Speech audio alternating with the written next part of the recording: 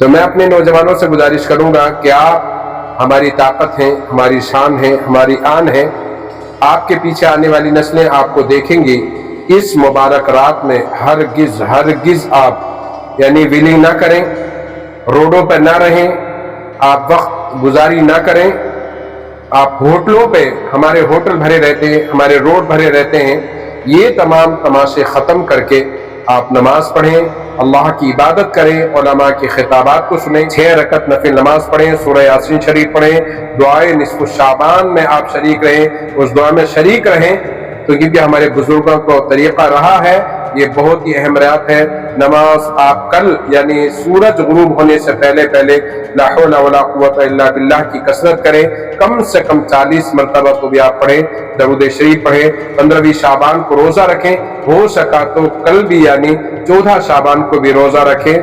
اور بہت سارے ذکر و اذکار ہیں اس رات میں. صلاۃ التسبیح کی نماز ہم نہیں پڑھ پاتے ہیں، یہ پوری رات ہم یعنی عبادت کرتے ہیں، تو کم سے کم ایک رات کو ایک مرتبہ سال میں صلاۃ التسبیح کی نماز بھی پڑھ لیا کریں، جس کے بہت سارے فضائل.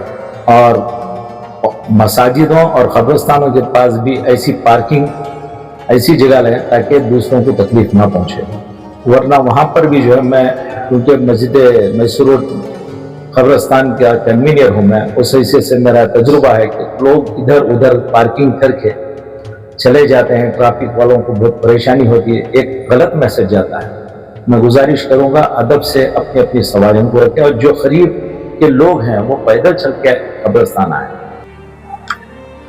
بسم اللہ الرحمن الرحیم.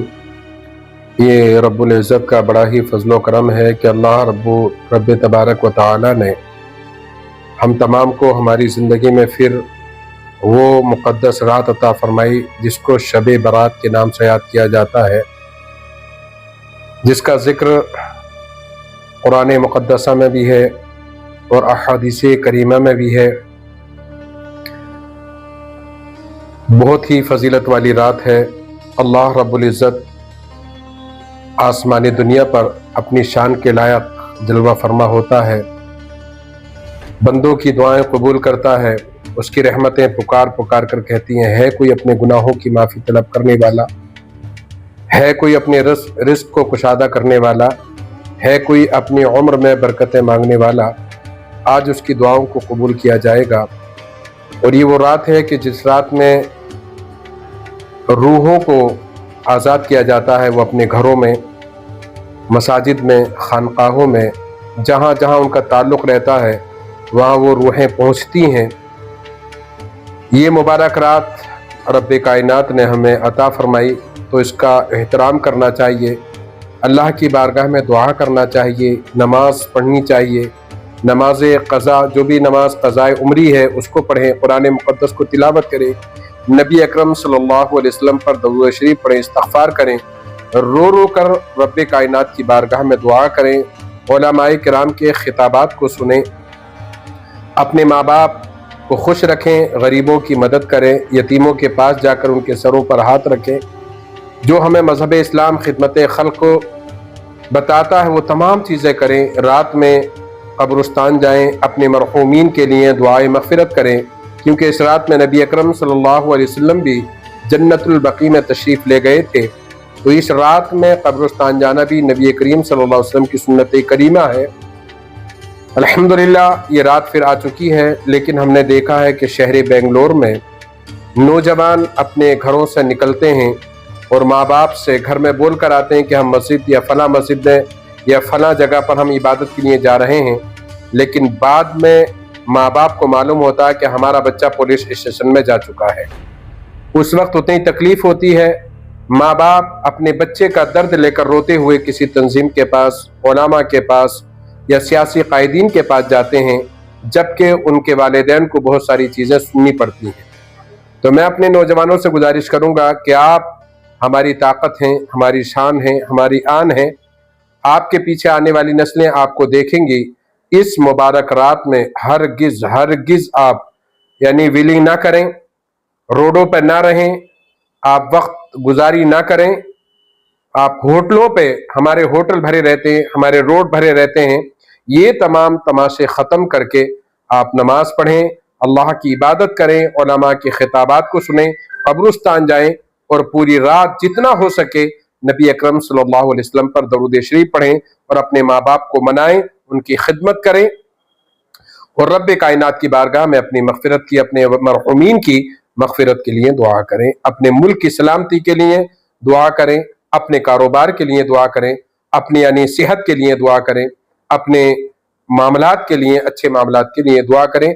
इन्हीं मामलात के लिए अल्लाह तबारक व तआला ने अपने प्यारे नबी सल्लल्लाहु अलैहि वसल्लम के ज़रिए से हमें ये रात अता फरमाई है।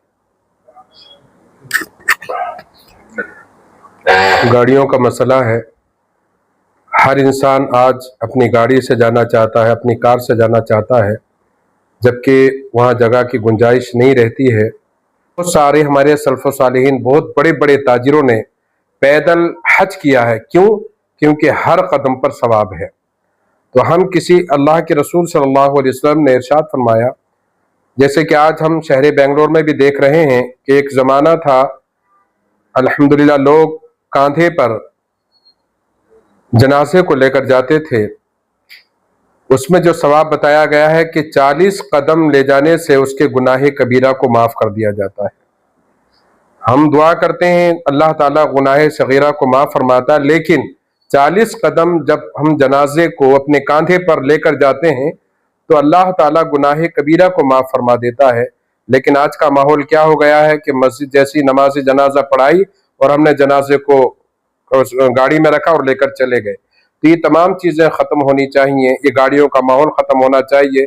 इन मौक़ों पर जितना हो सके, अगर आपके करीब में कब्रिस्तान है, 1-2 किलोमीटर भी अगर कब्रिस्तान है, तो मैं गुजारिश करूँगा कि गाड़ियों से ना जाएं, आप पैदल जाएं, अपने बच्चों को भी यानी आप अपने साथ लेकर जाएं, दरूद शरीफ पढ़ते जाएं।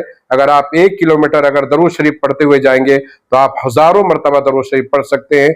और जो आप कब्रिस्तान जाएंगे तो जितना आपने चलते हुए कुरान पाक पढ़ा है, दरूद शरीफ पढ़ा है, वो तमाम जाकर कब्रिस्तान में उन मरहूमीन के लिए इस्ताद सवाब करें। आप गाड़ी पर जाएंगे, आप कुछ नहीं पढ़ पाएंगे।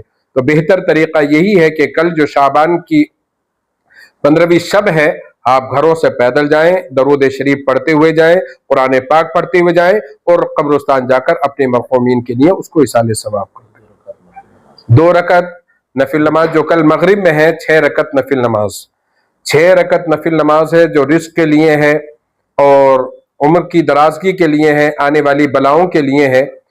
वो तमाम मसाजिद में उसका इंतज़ाम किया जाए, क्योंकि साल में एक ही मौका ये मिलता है। अल्हम्दुलिल्लाह मस्जिद बिलाल टैनी रोड में एक अच्छा मंजर रहता है और तमाम यानी जो कब्रिस्तान की, जैसे मैसूर रोड की कब्रिस्तान की मस्जिद है, तवक्कुल मस्तान दरगाह की जो मस्जिद है, इसी तरह की मैंने जो बड़ी बड़ी मसाजिद है मैंने देखा है कि एक अच्छा मंजर रहता है। तो उसको उसमें ज़रूर शामिल हो एकदम। 6 रकत नफिल नमाज पढ़ें, सूरह यासीन शरीफ पढ़ें, दुआए निस्फ़ शाबान में आप शरीक रहें, उस दुआ में शरीक रहें। तो क्योंकि हमारे बुजुर्गों को तरीक़ा रहा है, ये बहुत ही अहम रात है। नमाज आप कल यानी सूरज गुरूब होने से पहले पहले ला हौला वला कुव्वता इल्ला बिल्लाह की कसरत करें, कम से कम 40 मरतबा तो भी आप पढ़ें, दरूद शरीफ पढ़ें। 15वीं शाबान को रोज़ा रखें, हो सका तो कल भी यानी 14 शाबान को भी रोज़ा रखें। और बहुत सारे जिक्र आस्कार हैं उस रात में। सलातु तस्बीह की नमाज हम नहीं पढ़ पाते हैं, ये पूरी रात हम यानी इबादत करते हैं, तो कम से कम एक रात तो एक मरतबा साल में सलातु तस्बीह की नमाज भी पढ़ लिया करें, जिसके बहुत सारे फजाइल हैं। अस्सलाम वालेकुम रहमतुल्लाहि व बरकातुहू। सबसे पहले अल्लाह रब्बुल इज़्ज़त का बेपनाह कर हमारी ज़िंदगियों में अल्लाह ने फिर एक मरतबा एक मुक़द्दस रात नसीब फरमाई। कई अहबाब जो हमारे साथ थे पिछले साल, इस साल हमसे जुदा हो गए, पता नहीं आइंदा साल तक कौन रहेगा। बस अल्लाह की बारगाह से दुआ करें कि अल्लाह ताला को खूब मनाने वाली रात है, तो अब इस्तग़फ़ार करें। और मैं आखिर में नौजवानों से गुजारिश करूँगा कि रात भर जो है इबादत के लिए होती है, ना कि व्हीलिंग करना और ना होटलों के पास गपशप करने के लिए। और मसाजिदों और क़ब्रिस्तानों के पास भी ऐसी पार्किंग, ऐसी जगह लें ताकि दूसरों को तकलीफ़ ना पहुँचे।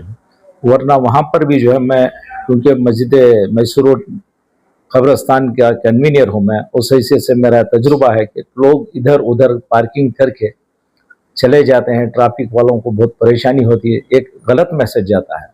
मैं गुजारिश करूंगा अदब से अपनी अपनी सवारियों को रखें, और जो करीब के लोग हैं वो पैदल चल के कब्रिस्तान आए।